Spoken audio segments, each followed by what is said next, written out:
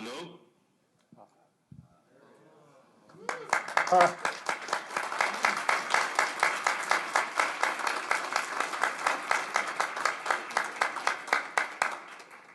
Mr. Minister, this is Chris Hill. I'm the Dean of the Korbel School of International Studies, and I'm speaking to you from the campus of the University of Denver in a room in a place that you used to know as a library, but that word is old now. We now use the term academic commons.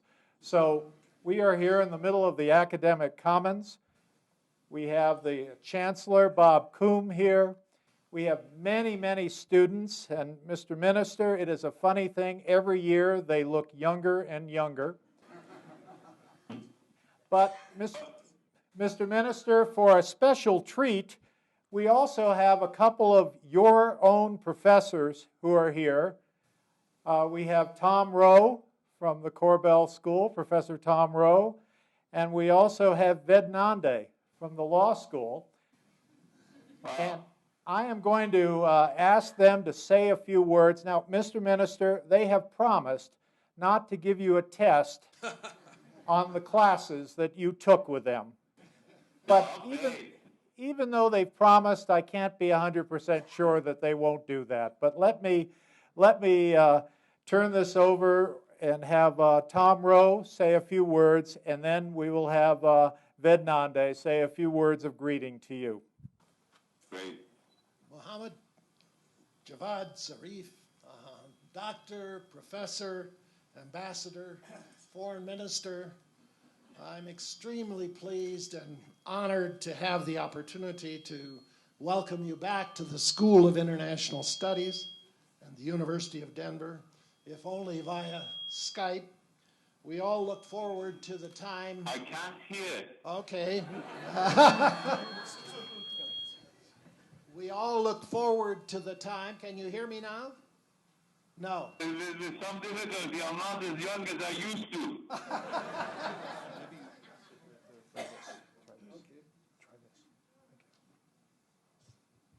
Okay, I'm at a Oh, it's good now. It's good now. I'm at a different microphone now.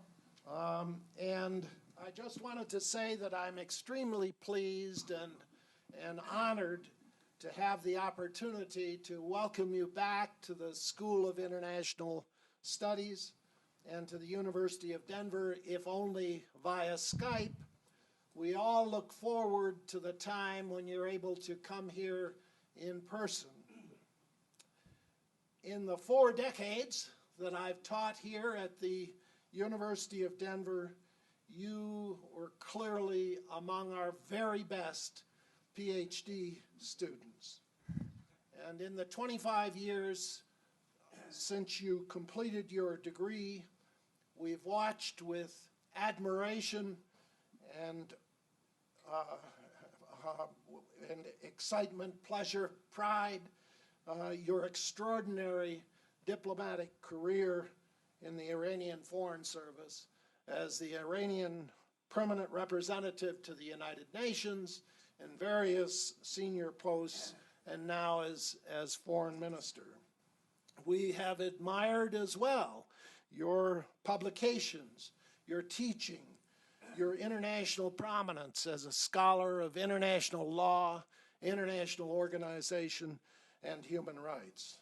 Moreover, and especially important, we know you as a person of honor and integrity. We're extremely proud to have you as one of our graduates.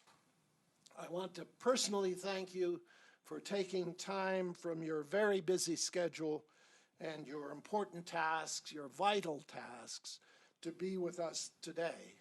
We're very much in your debt for your consideration. We're looking forward to your remarks today. And I'll turn it over to Vednande, who also wants to welcome you.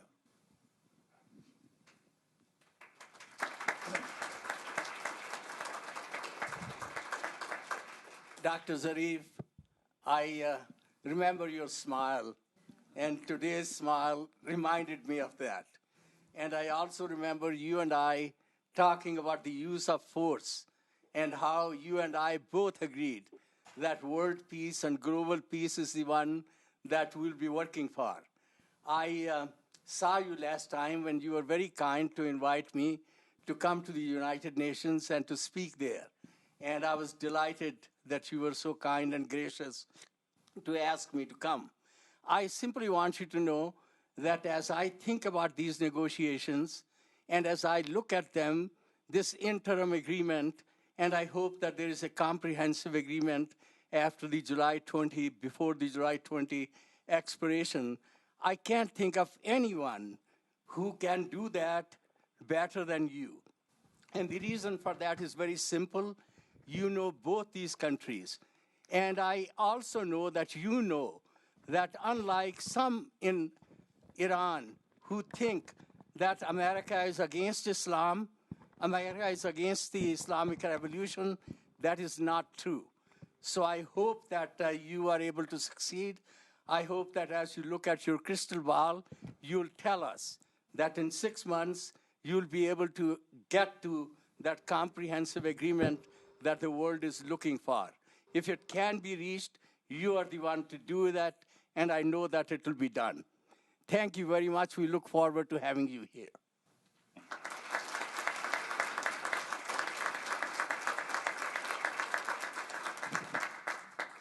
So, Mr. Minister, this is Chris Hill again. I'd like maybe to give you an opportunity to speak, and then after that, I have a few questions from the audience who have very kindly written them down, and so I will then, with your permission, maybe give you one question at a time, and you can see if you would like to answer them. So right now, I'd like to give you the opportunity to speak.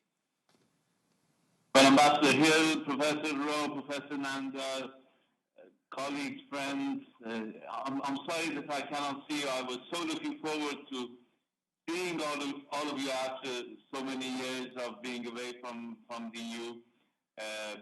It's a great honor for me to have this opportunity to be with you through these rather unworking technical mechanisms. I had hoped that we can have a two-way conversation. I cannot see anybody, so that's a loss for me.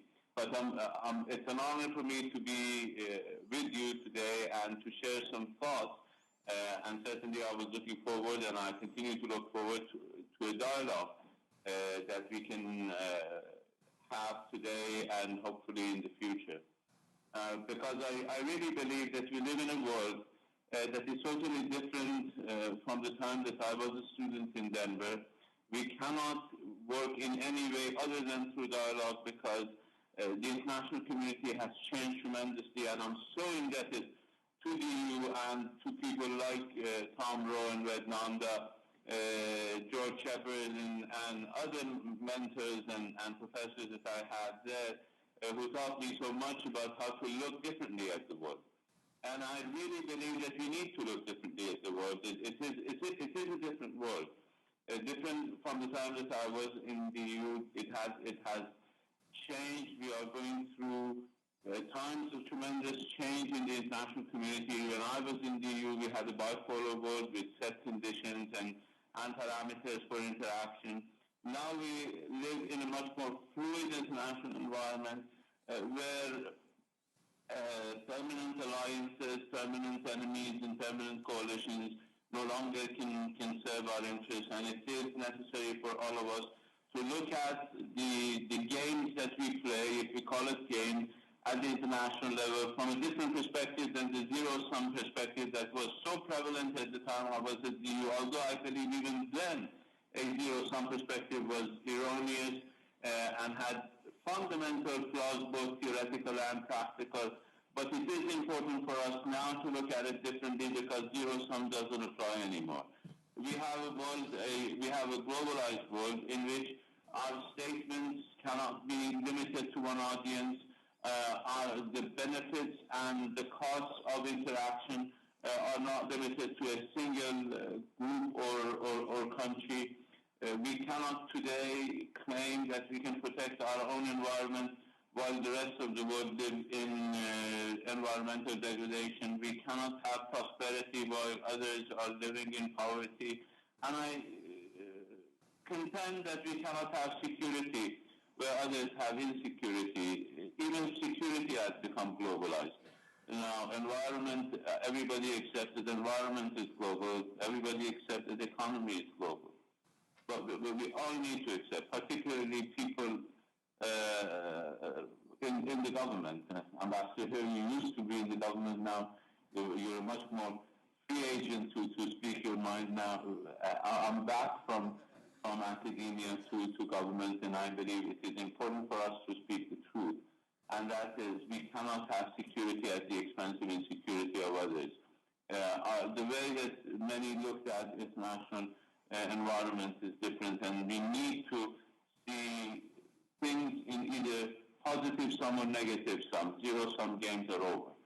We cannot have security at the expense of insecurity. We cannot have winners and losers, and that's how I believe we are looking at the nuclear issue, at least from my perspective. I'm trying to see how best we can achieve a goal that is shared both by Iran as well as by our negotiating partners in the EU 3+3 or 5+1, however you want to call them, the group that have been trying in the past several years to deal with this issue.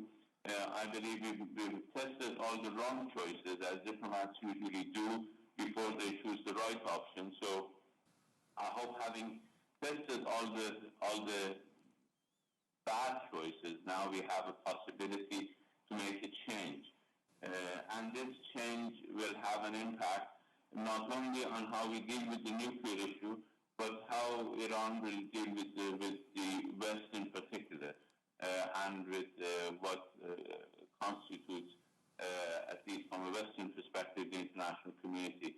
I tend to have a different interpretation and definition of that, but I don't want to quarrel with definitions at this stage. I think it is important to note that we push the zero-sum perspective. The two sides, in fact, push the zero-sum perspective over the last several years. And the net result is that we have economic sanctions imposed on Iran that have ruined our economy, but have not had an impact on Iran's nuclear program. In fact, when I left government in 2005, actually 2007 nominally, but actually I left the government when President Ahmadinejad was elected. At that time, we had less than 200 centrifuges spinning in Iran, and we've had sanctions for 8 years almost, and the net result of those sanctions are 18,800 centrifuges. If the intention was to stop Iranian nuclear program, the policy has miserably failed. And at the same time, Iran has been pushed back economically many years. So it is important for both of us to look at this picture and see what's wrong with it. And I think we started looking at it that way in September of last year, when we started this new round of negotiations in New York at the ministerial level, meeting of P5+1 and Iran, when I also had the occasion of meeting with Secretary Kerry for the first time in some 35 years. The two ministers had a meeting, and that set in motion a process, which we hope to start at least addressing some of the mistrust that has developed in the last many years, through reaching an agreement, showing that agreement was possible, showing that the only game in town was not a zero-sum game, but hopefully a positive-sum game. And I think we made some progress. On 24th of November, we reached an agreement that many naysayers believed was not possible to reach, and we agreed to move forward. Since then, I cannot be frank in an honest review and say that things have developed in the right direction, because people have started looking at it specifically from the point of view of their domestic constituencies, trying to convince their domestic constituencies, forgetting the fact that others also have constituencies. Iran, like the United States, is not a monolith. We have different views, different perspectives in Iran, and people tend to look at the situation from different angles, and some continue to look at it from the angle of lack of confidence in the behavior of the United States, and I believe we have lost basically the last 2 months in order to start cracking that wall of mistrust that existed between our two countries. But I'm not pessimistic. I believe we can move forward. Yes, this morning we started a new process here in Vienna to reach a comprehensive solution. I think as we proved all the pundits wrong by reaching an agreement on the interim measures, and we proved them wrong again by implementing that agreement. And now Iran has done all its part in order to make sure that the immediate concerns that some of our negotiating partners in the West had with regard to the Iranian program have been allayed, and we have implemented our side of the bargain, and I hope that the other side will start implementing its side of the bargain. We can move forward and reach an agreement on the comprehensive deal. I think the last phase was even more difficult because we had to break the ice. We had to break the ice of total lack of understanding and even communication that existed between the two sides over many years. Now we are talking, and that's much better than talking to each other, is much better than talking at each other, which was the case for the last many years. And talking at each other is much better than fighting. So we are in some ways in a better position than we might have been. I think it is easy to resolve this issue, and I make this point that it is easy knowingly, because I believe we have an objective that is a shared objective for Iran to have a nuclear program that is exclusively peaceful. If we realize that this is a common objective, then we can work towards that end. And I believe we started on the right track today by moving in that direction. It takes time. Of course, some of us may want to believe that it can be done even in 1 or 2 sittings, but it may require a few more. Based on what we agreed in Geneva on the 24th of November last year, we have until somewhere in July to reach an agreement, and which can be extended for another 6 months. And I hope by July we can finalize this deal and move in the right direction of implementing it, and thereby removing the clouds of mistrust in one particular area that I believe never needed to be there. So that's one area that I think we can make progress. There are a whole range of other areas that are not subject of discussion right now, but these are more serious areas that need to be addressed by the international community, and the most important one being the rise of extremism in our part of the world. I say this because Iran is probably the exception. Our region is moving fast in the wrong direction. Extremism is on the rise in Iran, but it's interesting that last June, the Iranian people, out of 6 candidates, chose in a free election with 73% of the population, the candidate that called for moderation and prudence. The most moderate candidate won the majority of the votes, again proving all the pundits wrong who believed that the Iranian election had a predetermined conclusion and it would go another way. The Iranian people chose the path of moderation. So I hope that we can work, all of people in our region and people beyond our region can work together in order to put an end to this tide of extremism that is on the rise in our region. And the extremist tide cannot be fought through military means. I believe the extremist side can only be addressed through promoting indigenous forms of participation by the people, and I think, again, Iran has proven to provide a stable model of participation, albeit we have our difficulties and there's a lot that can be done. Here I want to address the point that Professor Nanda helped cultivate in my mind, and I believe that's an important, extremely important point, and that is the point about the use of force. Use of force is not the answer. I think all of us will find it either through logic and understanding or the heartbreak. Use of force is not the way to deal with extremism.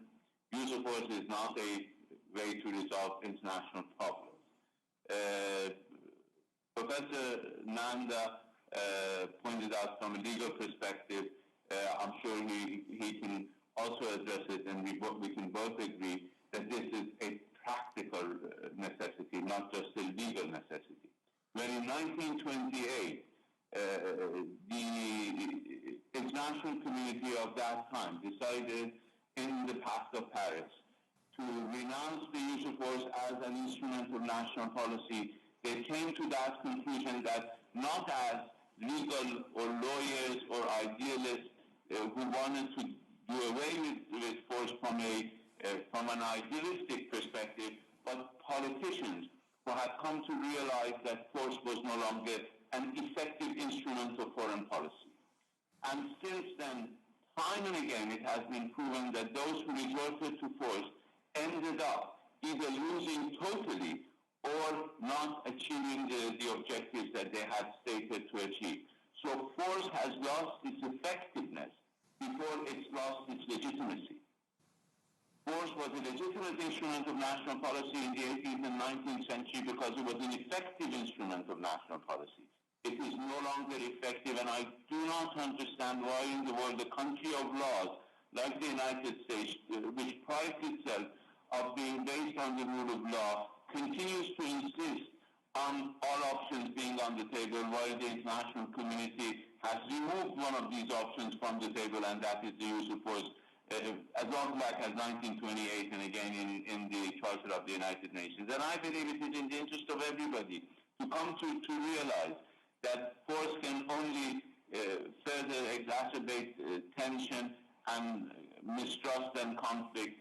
And it is only through the acceptance and understanding that we need to work together and move together and cooperate with each other in order to address common challenges and benefit from common possibilities and opportunities that we can move forward in a globalized world. We cannot use threats and intimidation in a globalized world in order to advance anybody's interests. It hasn't worked in the past, and it will never work in the future. So I think all of us together, lawyers, political scientists, students of international relations, practitioners, all of us should work together in order to have a different approach to international relations. This is not naivete. This is not idealism. This is really necessary. Dialogue is really a necessity. It's not an option. We need to have better understanding, to see each other from each other's perspective rather than from our own predispositions and presumptions and assumptions. We have to examine those and allow a possibility for greater understanding. Since I cannot see any of you from my side, I do not know whether what I've said makes any sense or not. I cannot look at your faces, see whether you are looking at me in bewilderment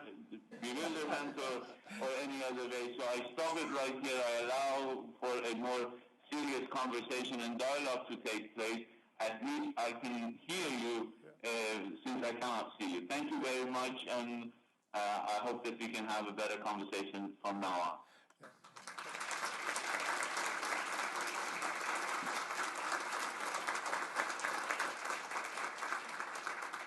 Well, thank you very much, Mr. Minister. Let me assure you, everybody is firmly in his or her seat and is very keenly listening to every word you've had to say, because I think I can certainly speak for everyone in this room and, frankly, almost everyone in this country that we want these talks to succeed.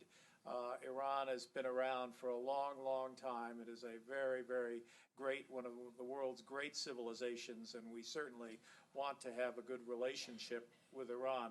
So let me get to two questions here. I'm going to pose two of them because in many respects you've answered the first, and the first had to do with your own assessment of whether these current talks will succeed, because there seems to have been some skepticism in Tehran and maybe even some skepticism in Washington.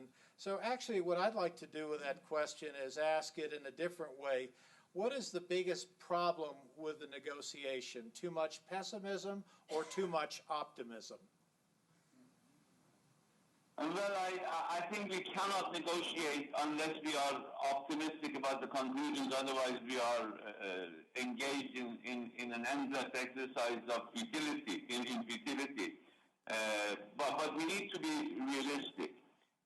Unfortunately, what we have seen in the past 2 months has not encouraged us to believe that everything is in order. And I can understand the politics of constituency in the United States, but from an Iranian perspective, not from the perspective of an Iranian who used to study and live in the United States, but from the general perspective of the Iranian populace, what has happened in the last 2 months has been less than encouraging. The United States has had to deal, the administration has had to deal with its domestic constituencies, has made statements that have created a great deal of concern in Iran whether the United States is serious about wanting to reach an agreement. But nevertheless, I believe, statements aside, it is really possible to reach an agreement because of a single overriding fact, and that is we have no other option. If we want to resolve this issue, the only way to resolve it is through negotiations. Sanctions have produced no results, and I believe the United States understands this. President Obama made it clear that probably what some in the United States believe to be the result that they want to see is not achievable. So what can be achieved is not through illusions that you can have a zero enrichment option in Iran. There is a technology in Iran, there are scientists in Iran, there is an infrastructure in Iran which cannot be wished away. The only way to deal with it is to make sure that it's used only for peaceful purposes, and that becomes our mutual interest. Because Iran also wants to remove any doubt that its program is anything but peaceful, because it is detrimental to our security. Not only nuclear weapons are detrimental to our security, and I do not want to bore people with a discussion of the type of calculus that is involved. Most of you study and teach that the type of calculus that becomes involved in nuclear deterrence is not applicable to Iran, either within our immediate security environment or the larger global security environment. It doesn't make any sense for Iran to be pursuing nuclear weapons from a strategic point of view, and it doesn't make any sense for Iran to be perceived as to be pursuing nuclear weapons, also from a strategic point of view as well as from an image perspective. So it is in our interest to remove all the doubts, and I believe if that interest is shared by the United States and others, we can in fact be optimistic to be able to reach an agreement, because it is totally achievable.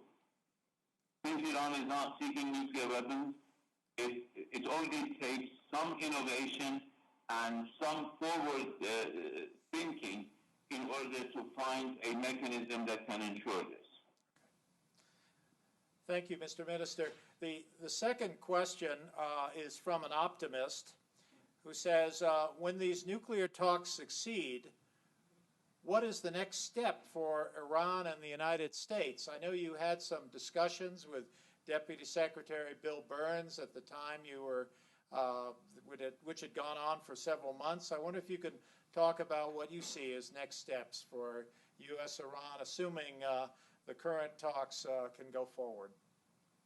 Well, I think I'm an ambitious person, but I'm also realistic enough to focus on this particular project.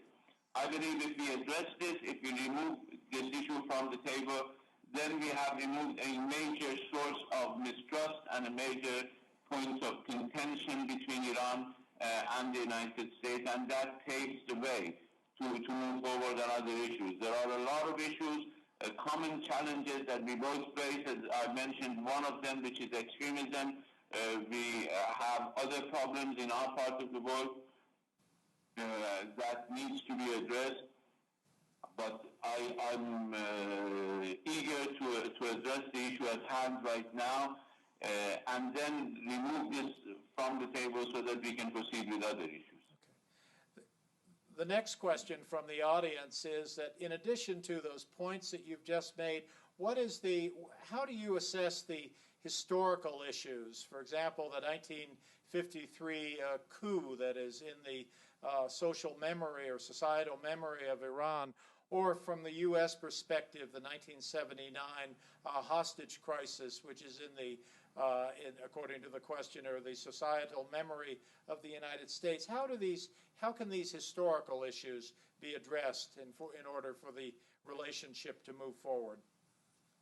Well, I think both of us carry a lot of baggage, and that baggage needs to be addressed in due course. And you mentioned some issues, but there are others from an Iranian perspective. I'm sure there may be some from American perspective. Okay. What needs to be done is to start cracking that wall of mistrust that has been created over the past many decades and move forward. For the time being, I think what is extremely important to remove this issue, which has created a shadow of crisis. I believe it is an unnecessary crisis, but nevertheless, it is an issue that has basically become one of the priority issues on the agenda in the region, in the international community, and we need to focus on removing this from the horizon. And then we got to look at the other issues. One way of dealing with those issues is to make sure that they never repeat again.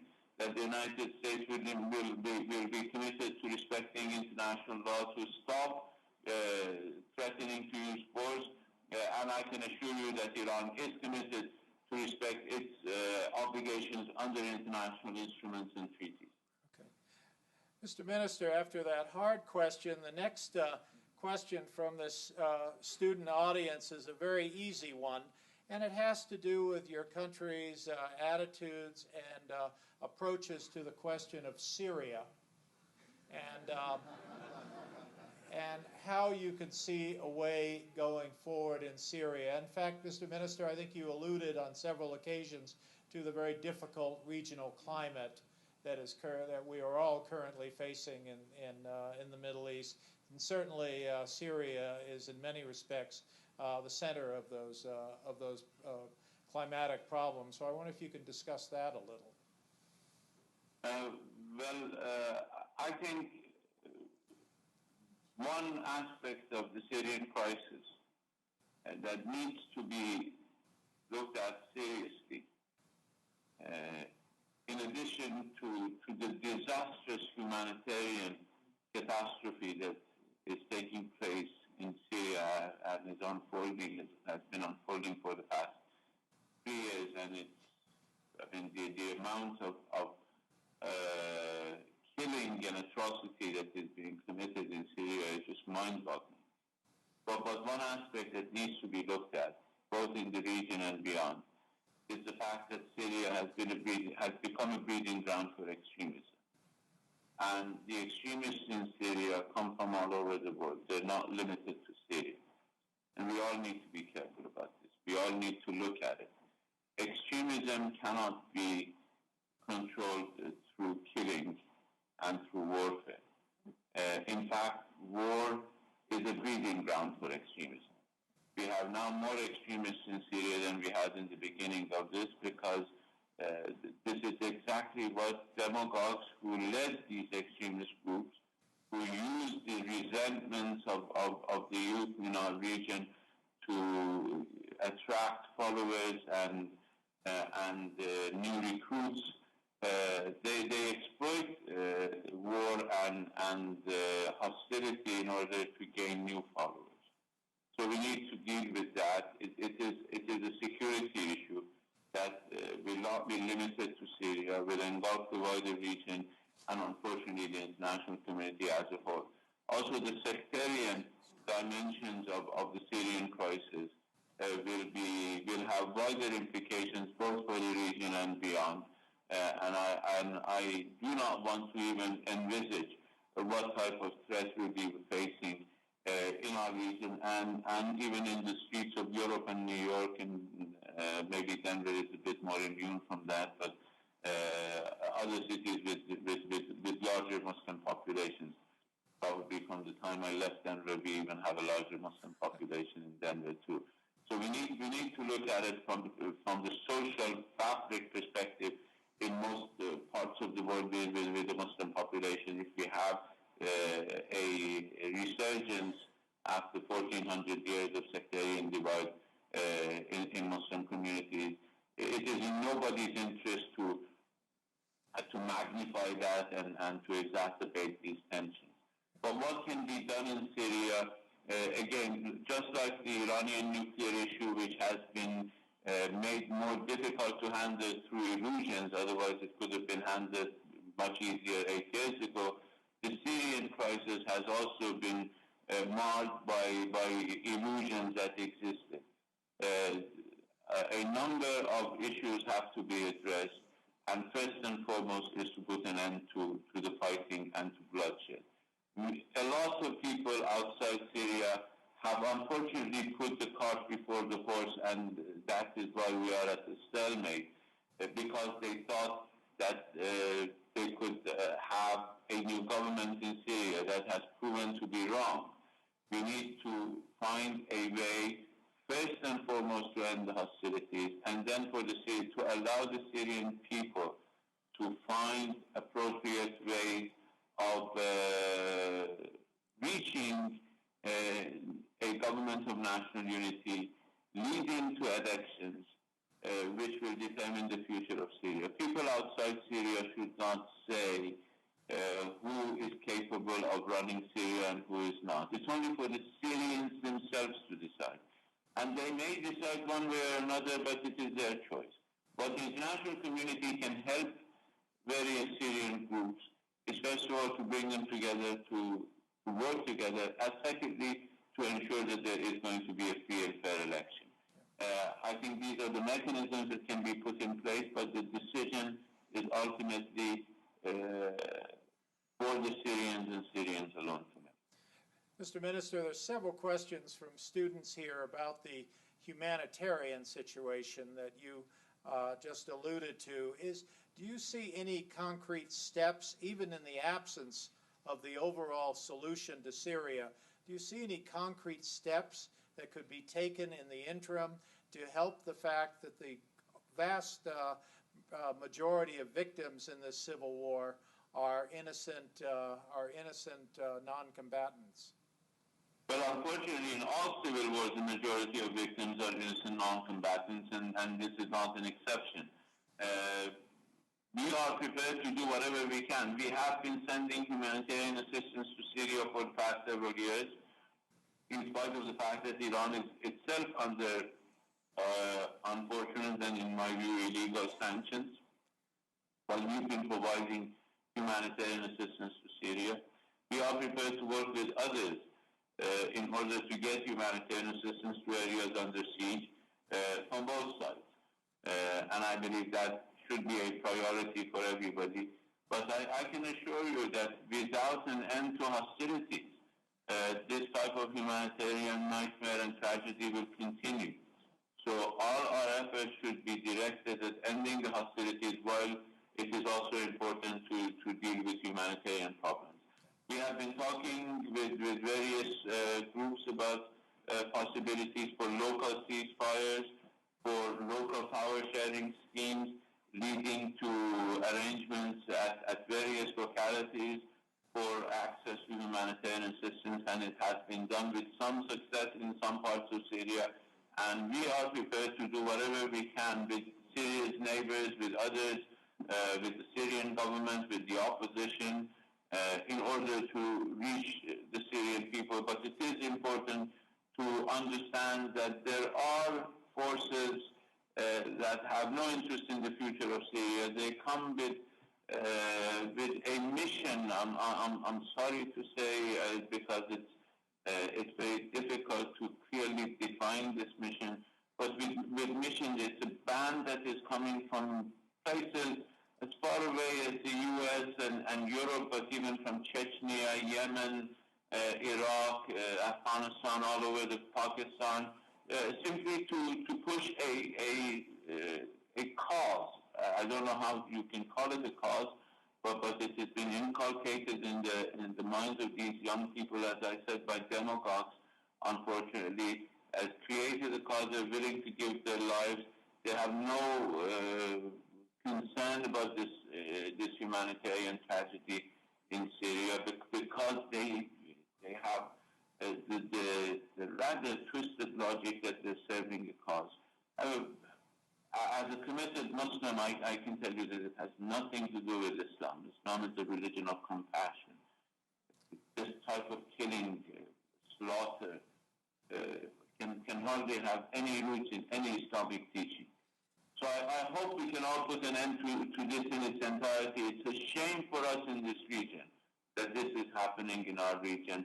It's a shame for all Muslims, regardless of who's committing atrocities. It's a shame for all Muslims.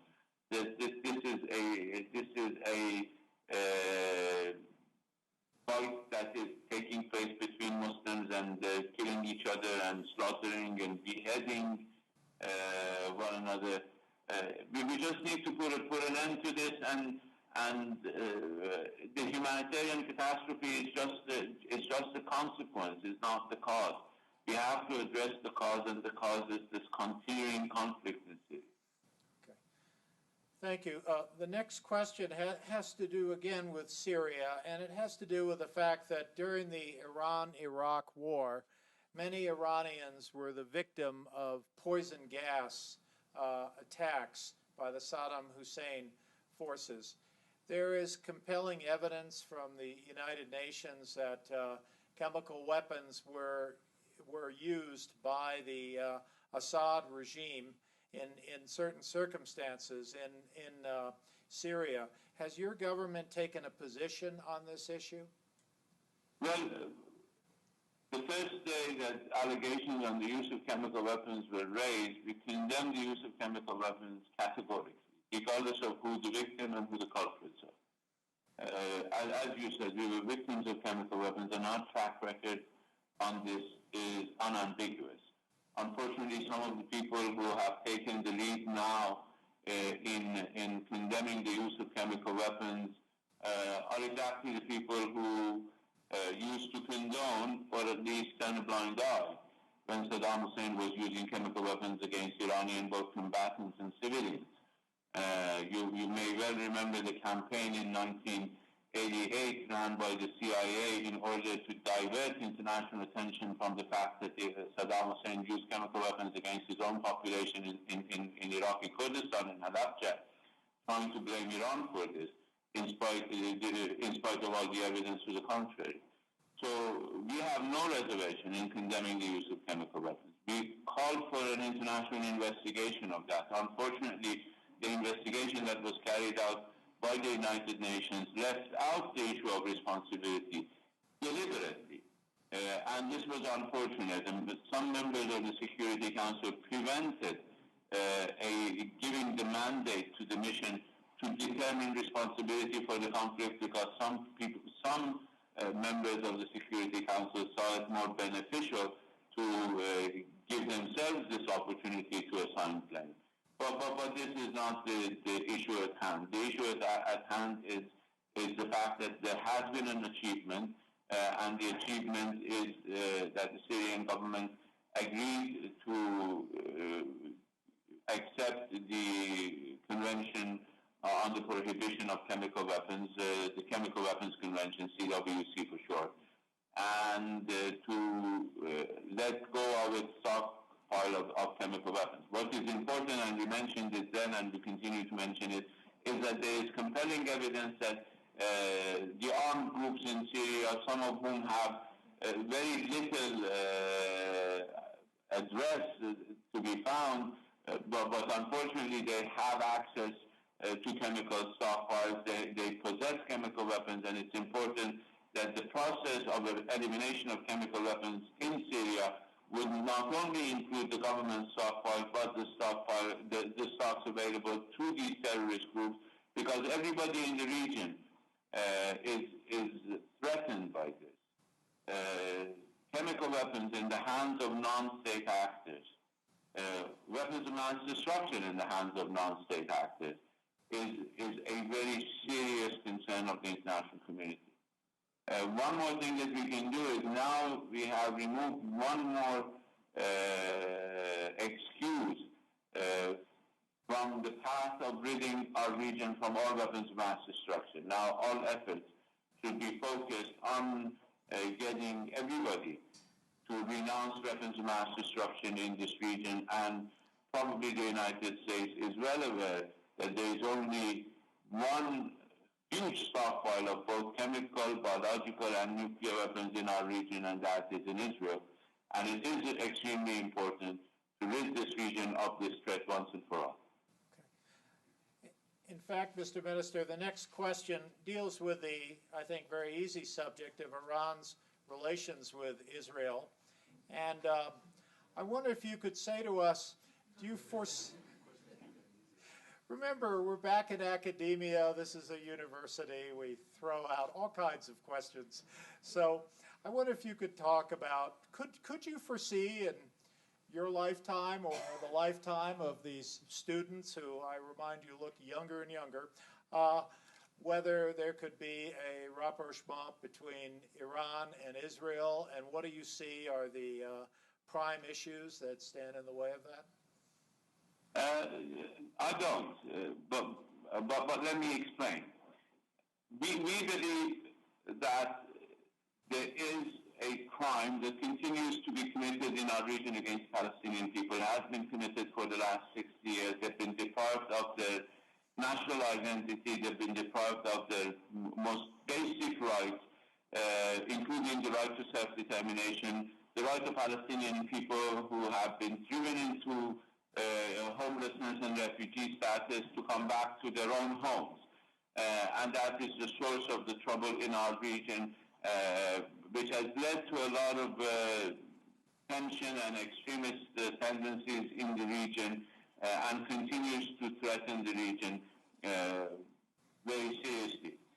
The problem continues to be the fact that people are trying to find excuses and smokescreens to hide these real causes of tension and conflict in the region.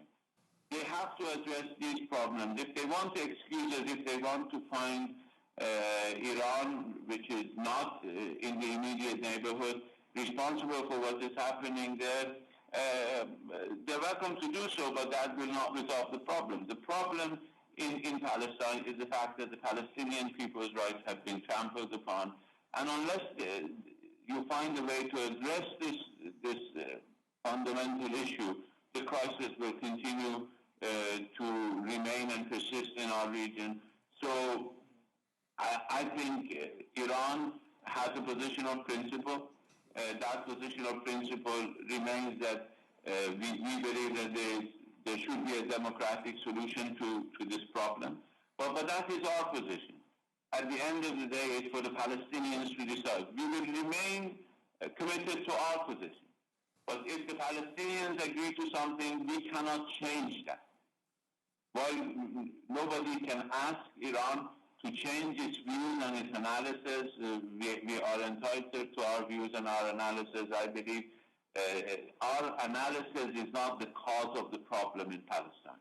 The cause of the problem in Palestine is the violation of the rights of the Palestinian people, and I think that needs to be addressed. And once that is addressed, regardless of our position, which I don't think will change, the issue will be resolved. Okay. Thank you. I have, well, a change of pace question before I ask you still another difficult question, but the change of pace question was, what was your favorite course at the Graduate School of International Studies? You don't have to tell us what your grade was, but what was your favorite course? All of them were good. Vednanda and Tamra know that I did have a good number of courses in human rights and with Ved and international organizations with Tom. And I like those areas. I used to take a lot of courses with George Shepard on Africa, like those. So almost everything I took at DU was interesting. And I got all A's with a couple of exceptions, so at least I can boast about that. Well, sir, as one diplomat to another, I'm impressed with that answer. I'll try to use that in a faculty meeting sometime.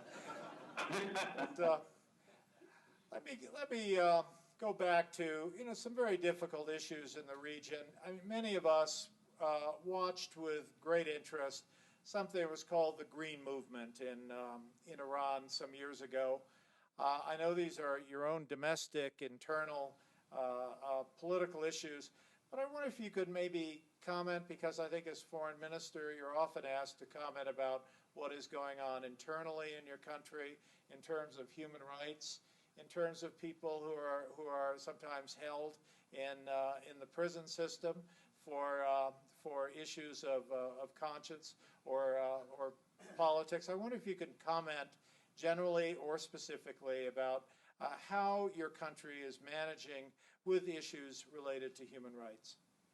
Well, I believe human rights is an area where every country can take a lot of improvements, and I'm not going to make stabs at anybody, but I think when I say every country, you understand what I mean by every country. Every country can improve its human rights record, and Iran is not an exception, and I certainly hope that we can improve in that area as we improve in other areas.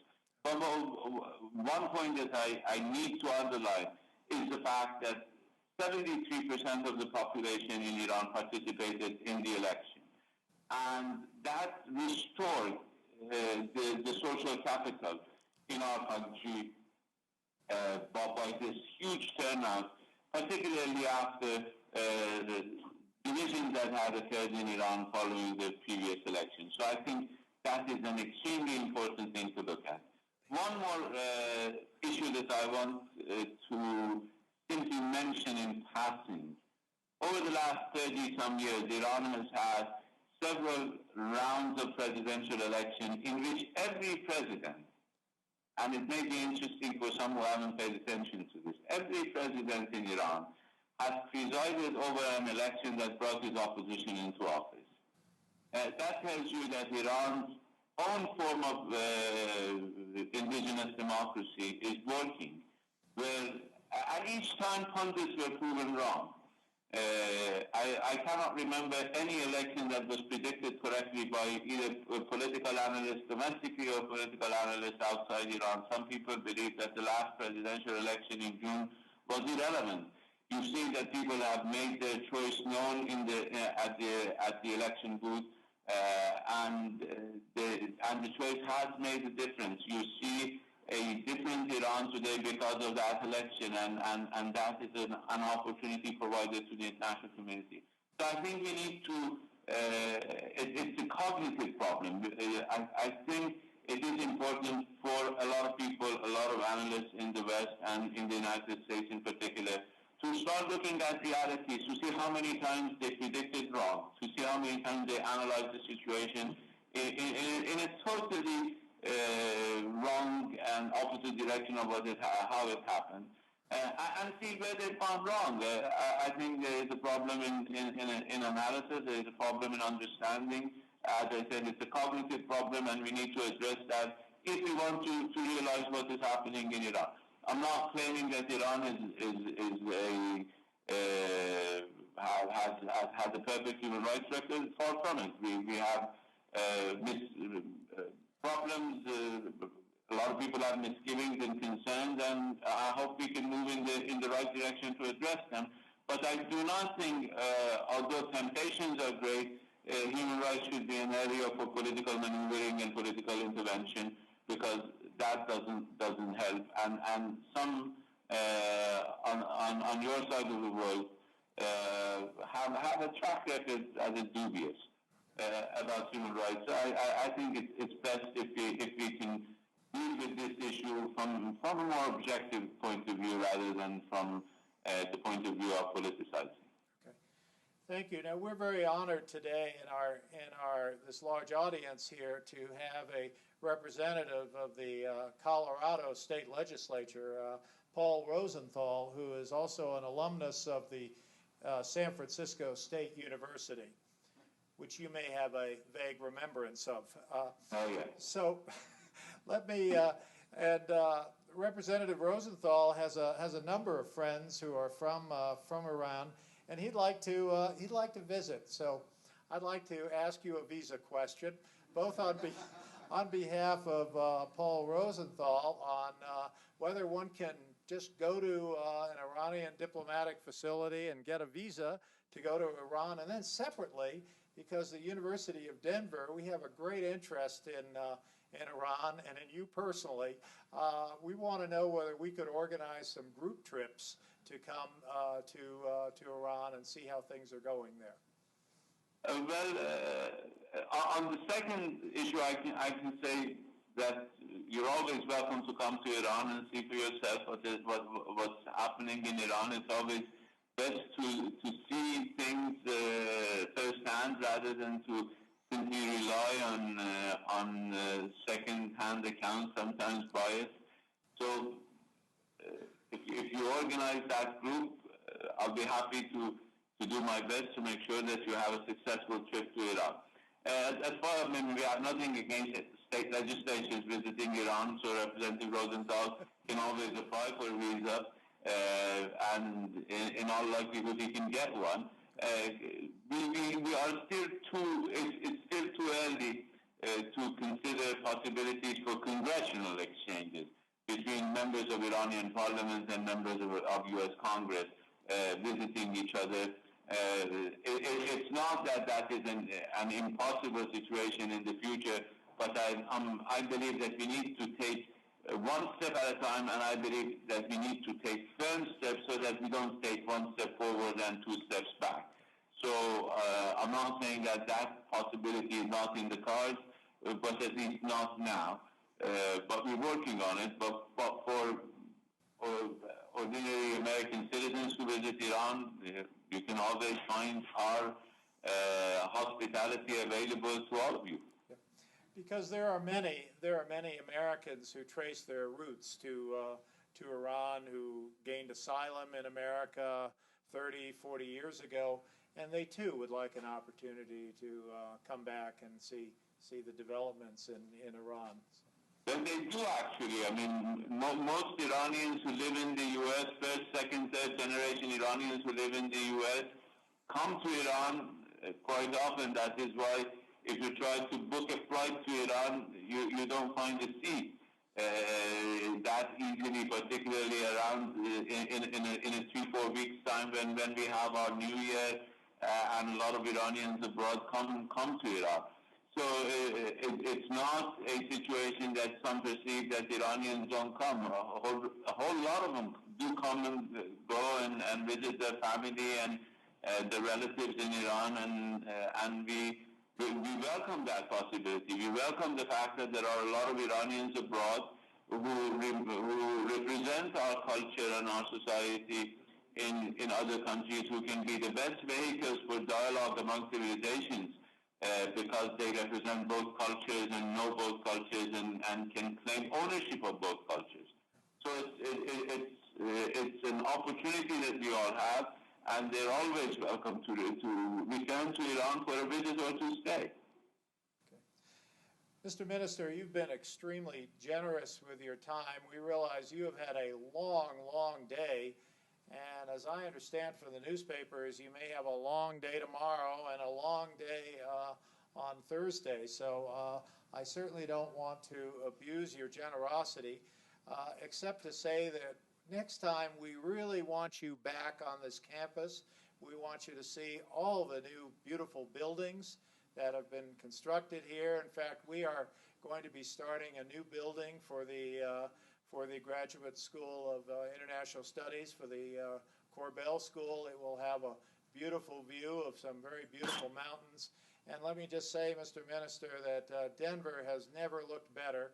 And I think when you come back here, you will be very, very pleasantly surprised. But most importantly, you will feel at home back on this campus where you are remembered so fondly. So I want to thank you so much for doing this, and then I want to ask if you have any concluding remarks you'd like to share with us. No, thank you, Ambassador Hill, and I really share that thought. As you know, my son was born in Denver, and since I left Denver in, I don't know, 85, I haven't been able to come back, even with the assistance of the school. It wasn't possible when I was was ambassador in the UN to come and visit you. But I look forward to doing that at the first possible opportunity.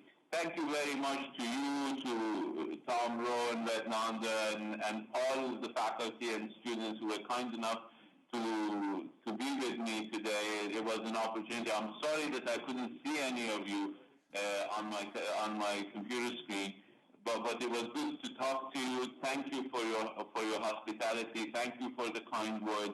I'm extremely indebted to all of you, to you for the opportunity it gave me some 30 years ago, and for the opportunity you gave me today again.